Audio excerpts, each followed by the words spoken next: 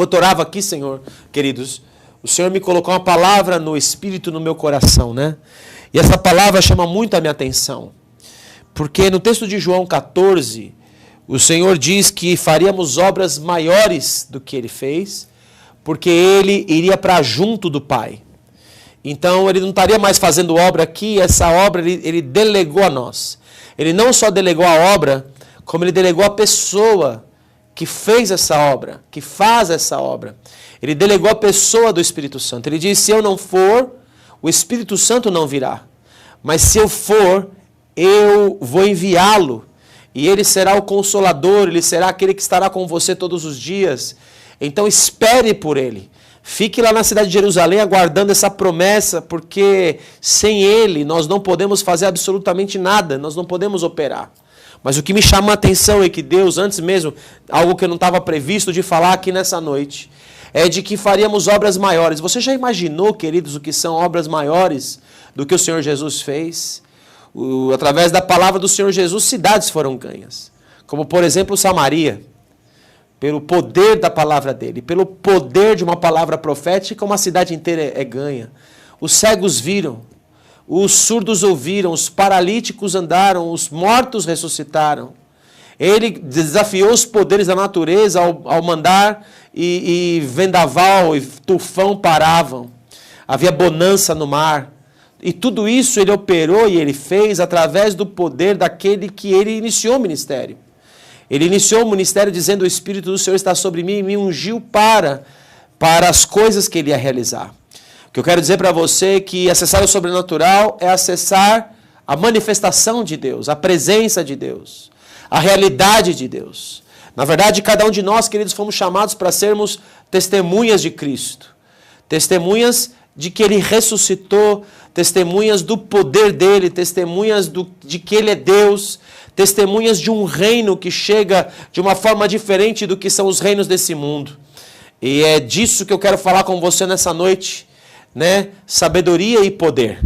Quero falar de sabedoria e poder com você, dessas duas coisas. E o que eu devo utilizar? Como que eu devo me mover diante de sabedoria e poder?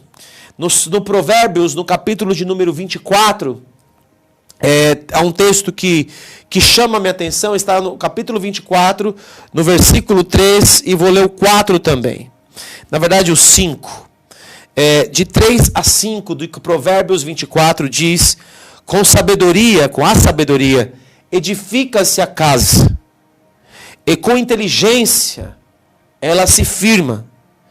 Pelo conhecimento se encherão as câmaras de toda sorte de bens preciosos e deleitáveis. Mas poder tem o sábio do que o forte, e o homem de conhecimento mais do que o robusto. Está dizendo nesse texto que a sabedoria ela é fundamental para que a nossa casa seja construída, para que a nossa casa espiritual seja construída. Porque existe, queridos, uma distinção entre a sabedoria que há no mundo e a sabedoria que é de Deus. A sabedoria de Deus, ela está muito acima da sabedoria do mundo. Mas a maioria das pessoas do mundo não pode compreender esta sabedoria, não pode compreender tal sabedoria. Não consegue alcançar essa sabedoria. E a primeira pergunta para você é se o mundo não pode alcançar, mesmo com a sua sabedoria extravagante, mesmo tendo os maiores filósofos, os maiores pensadores, os maiores, entre aspas, cientistas, as pessoas que se tornam loucas porque elas entendem que sabem de todas as coisas, mas não conhecem nada, não estão firmadas, não estão fundamentadas, não sabem de onde vêm, nem para onde vão, divagam em pensamentos, em coisas, achando que é mais fácil, são pessoas mais crentes muitas vezes do que nós, porque acreditam que a gente veio de uma ameba, de uma evolução, de algo que foi gradativamente sendo incrementado, e para isso precisam colocar bilhões e bilhões de anos de existência, de vida, muito mais tem muito mais fé do que nós, porque para crer, queridos, que nós evoluímos de coisas pequenas, inexistentes e que nos tornamos esse organismo complexo a partir do nada, queridos, nada vem do nada. Então olha como a sabedoria do homem, ela não consegue alcançar a sabedoria de Deus. E então, será que é essa linguagem de sabedoria das coisas do alto que eu de fato devo utilizar para chegar nas pessoas? E não só a sabedoria, porque a sabedoria ela edifica a nossa casa. A sabedoria de Deus ela é constituída para nós, mas ele diz que com inteligência ela se firma. O que eu quero falar mais com você nessa noite é que inteligência é essa? Como eu vou ser inteligente dentro da sabedoria que Deus me deu? Como eu vou ser inteligente dentro daquele que criou todas as coisas, criou a própria sabedoria, a sabedoria que estava desde o princípio em Provérbios capítulo 8 com ele, desenhando as coisas, gerando as coisas, construindo as coisas, o próprio universo, né? Então, que inteligência é essa que vai firmar a casa? Porque uma coisa é você construir uma casa, outra coisa é você firmar essa casa. E a nossa casa não pode ser firmada em qualquer lugar. Então existe uma estaca importante. E para falar sobre essa inteligência que firma a casa, uma casa de alguém que é sábio, eu quero ir com você, passear com você, em 1 Coríntios, no capítulo de número 1. Em 1 Coríntios, capítulo de número 1, o Senhor vai fazer um contrassenso e nós vamos entender ali a linguagem de Deus com relação à sabedoria, a linguagem de Paulo com relação à sabedoria e com relação à inteligência que de fato vai firmar essa casa. O que você acha mais importante? Que você atinja uma pessoa ou você atinja com a sabedoria de Deus ou a inteligência de Deus, firme uma nação, firme um povo, firme uma cidade. Você acha mais importante você investir com a sua sabedoria e seus conhecimentos e ganhar 2, 3, 4, 10 vidas? Ou você investir em algo inteligente que vai firmar e onde você vai ganhar multidões e multidões de pessoas?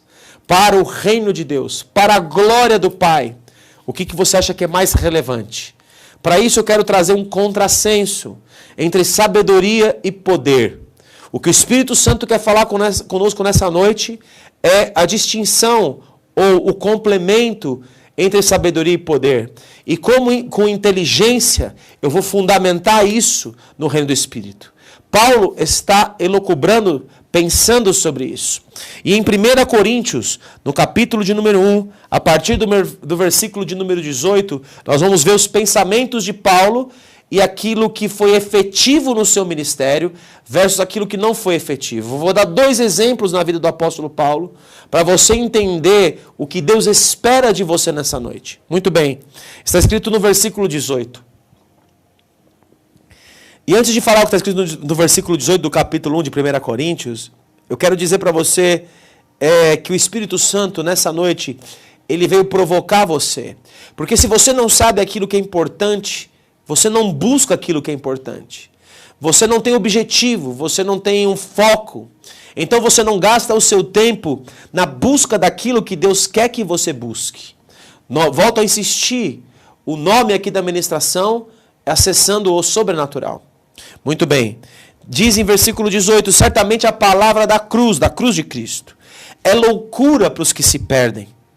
Você vai falar para as pessoas aí no mundo da cruz, a cruz como instrumento de derrota, a cruz como instrumento daquele que foi vencido por aquele que é mais forte, a cruz como instrumento de vergonha, de humilhação. Como a cruz pode ser uma palavra desempenhada por alguém que quer ganhar pessoas, sendo que cruz traz a ideia iminente da derrota. Então a palavra da cruz é loucura para os que se perdem, para aqueles que estão perdidos, estão indo para o inferno, mas para nós que somos salvos, que já entendemos, a cruz é poder de Deus. Pois está escrito, destruirei a sabedoria dos sábios e aniquilarei a inteligência dos instruídos. Os sábios que ele diz aqui são os sábios desse mundo. Os sábios, às vezes, que estão ligados à ciência, mas também os sábios que estão ligados à própria palavra de Deus, porque ele vai citar na sequência aqui, onde está o sábio, onde está o escriba, os escribas e fariseus que não receberam a mensagem da cruz, não receberam um rei que veio numa estrebaria, não receberam um rei que não veio arrancar, de acordo com aquilo que eles pensavam e a sabedoria que eles tinham alcançado, o poder de Roma da mão deles. Onde o inquiridor, o perguntador desse século, porventura não tornou Deus louca a sabedoria do mundo, não tornou louca os evolucionistas, não tornou loucos os filósofos, não tornou loucos aqueles que procuravam a existência da vida, mas nunca encontravam, como por exemplo os filósofos Sócrates e Platão, com as perguntas, visto como na sabedoria de Deus o mundo não o conheceu por sua própria sabedoria, aprove a Deus salvar os que quem pela loucura da pregação. É muito interessante esse versículo 21, porque ele diz que o mundo não conheceu a Deus, usando da sua própria sabedoria, e nem entendendo a sabedoria de Deus. O mundo não pode compreender a sabedoria de Deus. Se o mundo não pode compreender a sabedoria de Deus, do que vale eu falar para o mundo a sabedoria de Deus? Do que vale eu falar para o mundo coisas do reino do Espírito? O Senhor Jesus mesmo teve dificuldade de explicar conceitos espirituais para os próprios discípulos, que deveriam estar experimentados nas coisas de Deus, que deveriam ter maior condição de entender as coisas de Deus. Então o Senhor Jesus usava exemplos da agricultura, eu sou a videira, meu pai é o agricultor, vós sois os ramos, para que as pessoas começassem, teve a parábola do trigo, do joio, quem semeou o joio é o inimigo, para explicar coisas, ou publicar coisas, desde a fundação do mundo.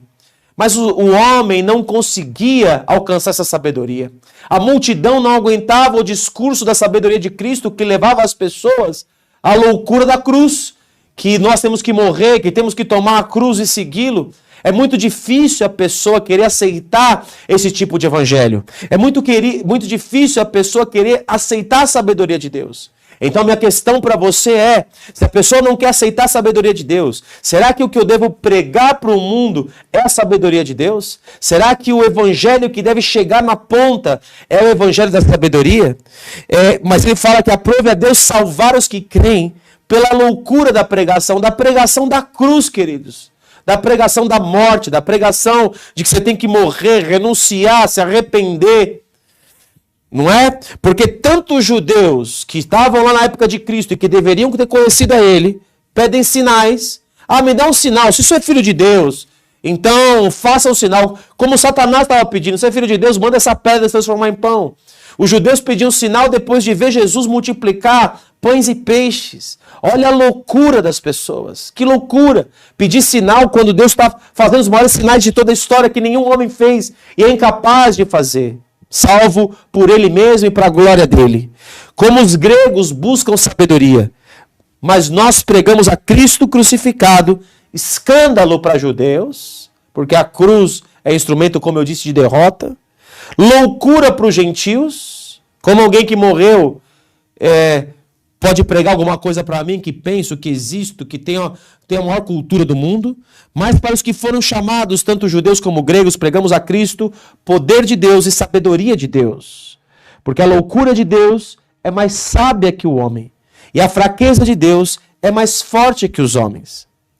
E Paulo agora no capítulo 2, é aqui que eu quero entrar, vai dizer, eu, irmãos, quando fui ir ter convosco, e aqui eu respondo a pergunta, será que é com sabedoria de Deus que eu vou pregar?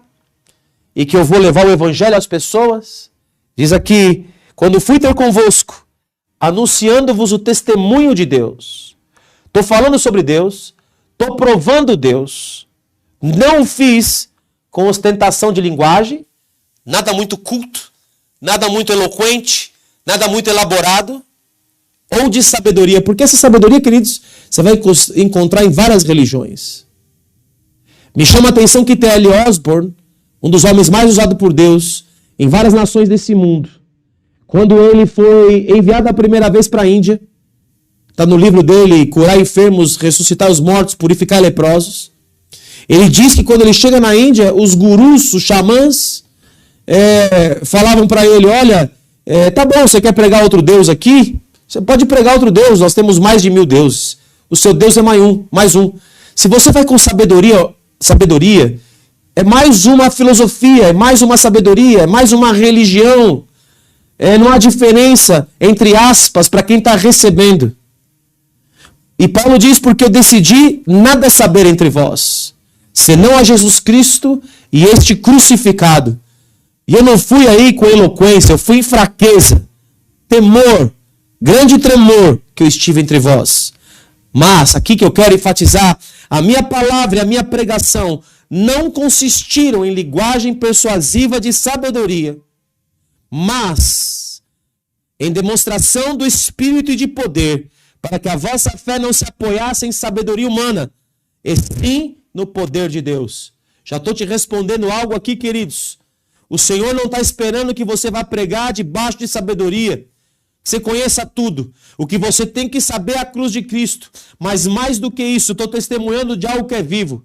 E como eu estou testemunhando de algo que é vivo, de um Deus que é vivo, que veio e que morreu, para provar para você que ele veio e morreu pelos seus pecados, pelas suas enfermidades, pelas suas maldições, agora mesmo você vai ser curado, agora mesmo o poder de Deus vai se manifestar, agora mesmo o cego vai abrir o olho, agora mesmo o surdo vai ouvir, agora mesmo a glória de Deus vai se manifestar. Porque, queridos, o que há de diferente no nosso evangelho para outro evangelho é que o nosso evangelho não se consiste em sabedoria humana, mas se consiste no poder de Deus, da glória de Deus manifesta. É essa inteligência que firma a casa, é essa inteligência que puxa pessoas, é essa inteligência que pesca muitos peixes.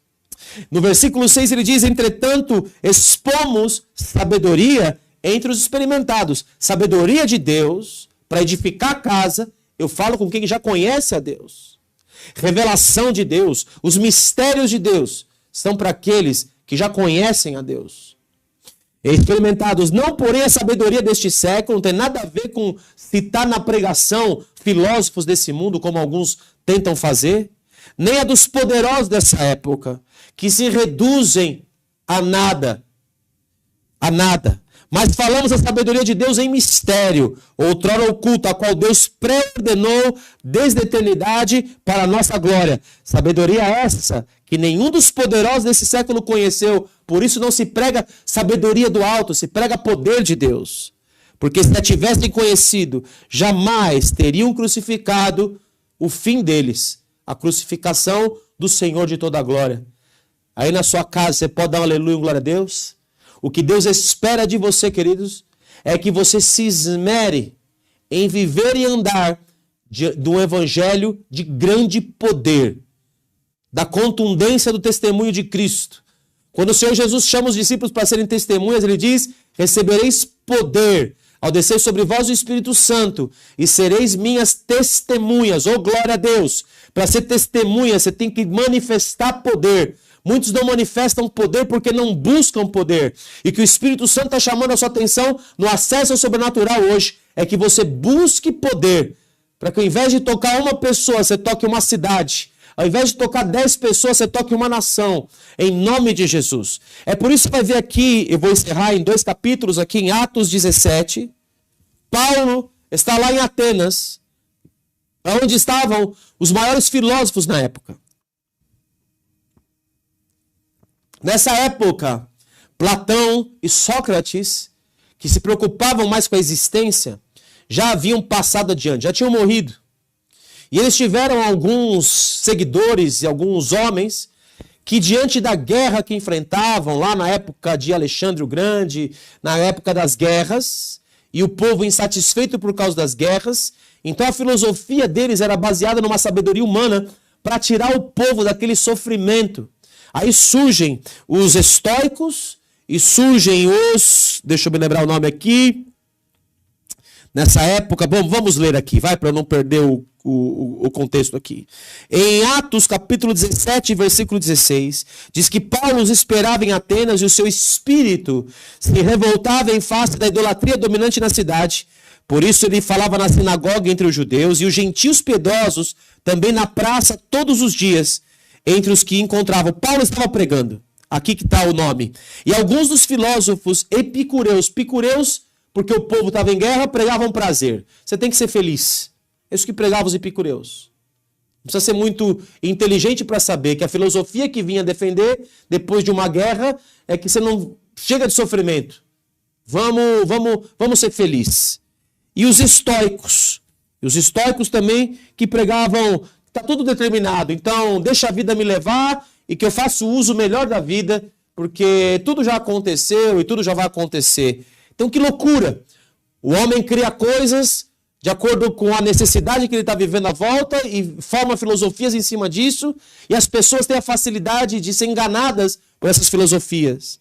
E quando Paulo chega indignado, vendo que eles estavam vivendo de mentiras e enganos, ele vai falar que no 21 ele começa a falar algo e o que as pessoas queriam era a última novidade, o último momento. O versículo 21 diz: pois todos os de Atenas e os estrangeiros residentes de outra coisa não cuidavam senão dizer e ouvir as últimas novidades, a última filosofia, a última ideia, a última coisa.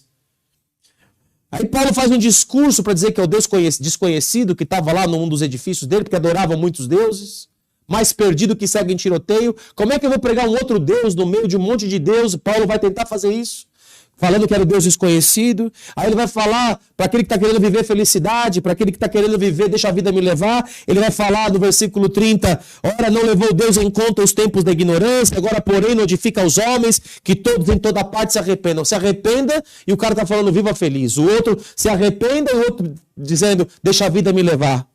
Porquanto estabeleceu um dia em que há de julgar o mundo com justiça. Puxa, vai ter juízo. Eu estou querendo fugir da guerra e alguém está falando de juízo por meio de um varão que destinou e acreditou diante de todos, ressuscitando dentre os mortos. Puxa, a ressurreição dos mortos. Que loucura é essa? Que cruz é essa? Que palavra de pregação é essa? É loucura para os gregos.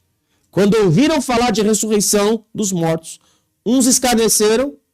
Quando você vai pregar a sabedoria de Deus para pessoas que não estão preparadas para ouvir, uns escarnecem, outros, a respeito disso, te ouviremos noutra ocasião, vão embora. A essa altura, Paulo se retirou do meio deles, porque não está adiantando nada. Houve, porém, alguns homens, 3 ou 4, 5 ou 6, talvez 10 no muito, alguns homens que se agregaram a ele, creram, entre eles estava Dionísio. Eu quero dizer que a palavra, prega ela, insta em tempo, a fora de tempo, mas o que eu quero dizer é, o alcance de Paulo foi muito pequeno. Foi ínfimo, porque as pessoas estavam pregando sabedoria no meio de sábios. Já no capítulo 19, eu vou encerrar aqui, no 19 Paulo vai para Éfeso. E em Éfeso, no capítulo 8, durante 3 meses, Paulo frequentou a sinagoga dos judeus, onde falava com ousadia, dissertando e persuadindo com respeito ao reino de Deus, visto que alguns deles se mostravam empedernidos, endurecidos e descrentes, falando mal do caminho. Olha Paulo aqui pregando de novo, sabedoria. Apartando-se deles, aí ele entendeu, não vai adiantar pregar dessa forma. Separou os discípulos, passando a discorrer diariamente, eu vou ensinar os fiéis na escola de Tirano. Durou isso, ele gerou pessoas por 2 anos, dando ensejo a que todos os habitantes da Ásia ouvissem a palavra do Senhor, tanto judeus como gregos. E Deus, agora que está o ponto, pelas mãos de Paulo, fazia milagres extraordinários. Você pode dar um aleluia, levantar sua mão aí na live. Milagres extraordinários, a ponto de levar os enfermos, lenços, aventais do seu uso pessoal, diante dos quais as enfermidades fugiam das suas vítimas e os espíritos malignos se retiravam. Aqui Paulo começa a entender qual é o propósito. Eu vou pregar poder, eu vou ser testemunha de Cristo, eles vão ver o poder de Deus manifesto. E alguns judeus exorcistas ambulantes tentavam invocar o nome do Senhor Jesus sobre possessos de espírito malignos, dizendo: esconjuro-vos por Jesus, a quem Paulo prega. Os quais faziam isso eram 7 filhos de um judeu, e você conhece a história, os demônios vão arrancar a roupa deles. Vão falar: eu conheço Jesus, e sei que esse Paulo aí está me causando problema no inferno. Muitos dos que creram, versículo 18, vieram confessando e denunciando publicamente as suas próprias obras, porque diante do poder eles reconheceram algo. E olha que mais tremendo ainda, também muitos dos que haviam praticado artes mágicas, reunindo seus livros, os queimaram diante de todos, calculados seus preços, achou-se que montavam 50.000 denários, 156 anos de trabalho. Assim a palavra do Senhor crescia e prevalecia poderosamente. A palavra do Senhor crescia e prevalecia diante de grande poder. Por isso, meu querido, nessa noite eu quero desafiar você. Queridos, quando eu me converti, Deus logo me chamou a atenção para o poder dele. Eu mal estava convertido, ainda me purificando, e Deus me fazendo sentir a dor de pessoas para que elas fossem curadas. Eu mal tinha me convertido e Deus me mostrava profeticamente um cara que tinha entrado no culto e que tinha um determinado problema. Mal eu tinha me convertido e Deus já me cativava, me chamando a atenção para o poder dele. O que eu quero dizer, queridos, só que tudo veio fácil? Não, foi uma busca intensa. Foram anos para que Deus começasse a se manifestar de fato e coroar com o poder.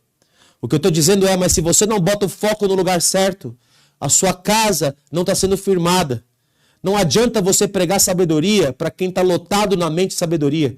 Para quem é estoico, para quem é epicureu. Não adianta você pregar sabedoria que vai ser mais um Deus, mais uma historinha, mais alguma coisa. T.L. Osborne foi para a Índia e falou, pode pregar o seu Deus, é mais um Deus. Mas um dia ele foi, fez um seminário, estudou, fez uma cruzada.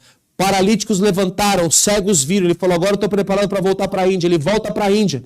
Quando ele chega na Índia, queridos, o que acontece na Índia? Tem um guru, um xamã, fazendo um desafio. Então o Deus que for mais poderoso aqui é o Deus que vocês vão servir. E havia uma multidão. Agora nós estamos falando de poder. O xamã sobe no ar e começa a andar no ar porque os demônios o seguravam. O T.L. Osborne olha para ele e fala assim, demônio que está segurando esse xamã no ar, eu te ordeno, solta ele agora. O xamã cai no chão e é derrubado pelo poder de Deus e a multidão se converte.